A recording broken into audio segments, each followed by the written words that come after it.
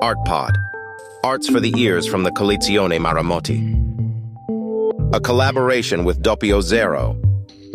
Anselm Kiefer, Ohne Titel, 1984.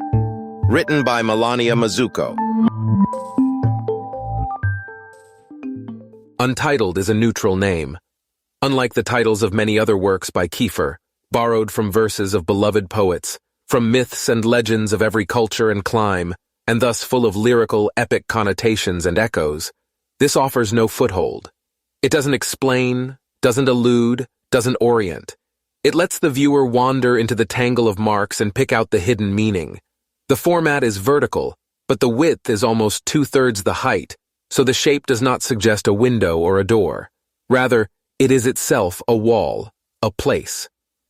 Ohne Titel is part of a larger project, because seriality is a hallmark of Kiefer's oeuvre, which explores each theme he focuses on until it is exhausted.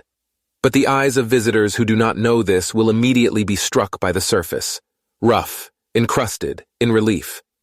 Kiefer himself has said that he does not think of himself as a painter, but as someone who works with matter. He manipulates, mixes, and mingles paint, metal, organic substances. In this case, straw, shellac, and lead, transformed and shaped using fire.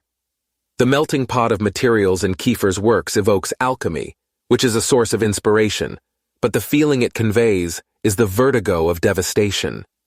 I'm deliberately using the term vertigo after the autobiographical work by Sebald, the great German writer who was almost the same age and followed a parallel path.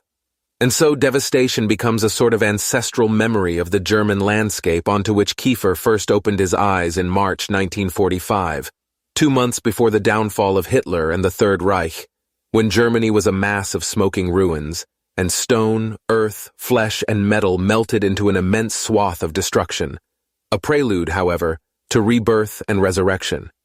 Yet Kiefer is an artist who does not work only with what in literature we call the signifier.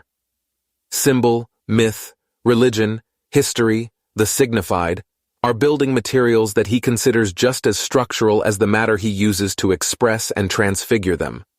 We must therefore try to decipher the images that float up into this desolate, radiant space. We can immediately make out a snake, whose body unrolls in triple coils just above the bottom edge of the work. Then a ladder, rising from the ground to the sky, thin filaments parallel to it. And lastly, what seems like a cloud, expanding toward the viewer, just as when, after the fireworks trail out, the glowing smoke spreads through the air and drifts down over us. Now, a ladder planted in the ground, leaning against nothing, is not just a collection of lines or any old object. In Western painting, it is a metonym for one of the most esoteric stories in the Bible, Jacob's ladder, Genesis 28:10-19. The son of Isaac, having left Beersheba, is traveling east to where his uncle Laban lives, to take a wife. Nightfall overtakes him at Bethel, and he is forced to sleep where he is. He lies down on the ground with a stone for a pillow. And he dreamed, and behold, a ladder was set up on the earth, and its top reached to heaven. And there the angels of God were ascending and descending on it. At the top of the ladder, the Eternal One appears, announcing that his descendants will be blessed. They will be as the dust of the earth, have his protection, and dwell permanently in that place, which is actually the house of God. Upon waking, Jacob sets the stone up as a monument and swears to the Lord that if what has been promised comes true, he will believe in him. The ladder is thus a path to the sky, and like the column or tree in other works by Kiefer, the image of a connection between humans and God, the mortal and eternal, the specific and the infinite. Because in Kiefer's work, there is always a current of life connecting body and universe, spirit and matter. And the angels, ascending and descending, they are the ones who ensure the exchange between heaven and earth. Jacob is not invited to climb the ladder.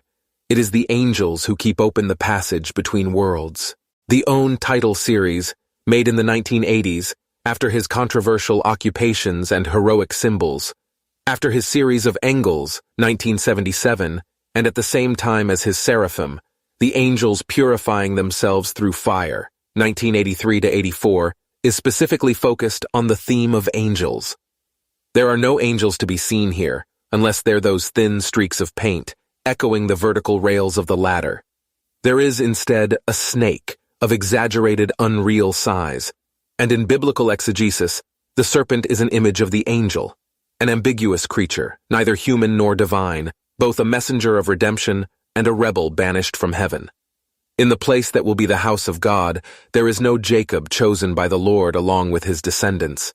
We see his dream. In this dark land, the sole angel could be a helper.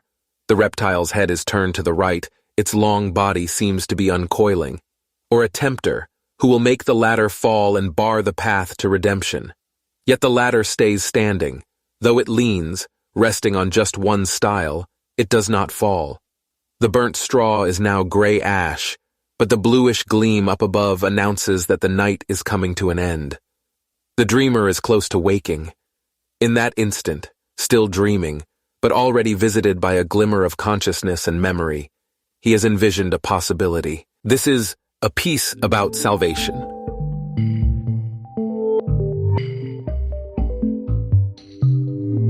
An initiative with the support of Max Mara.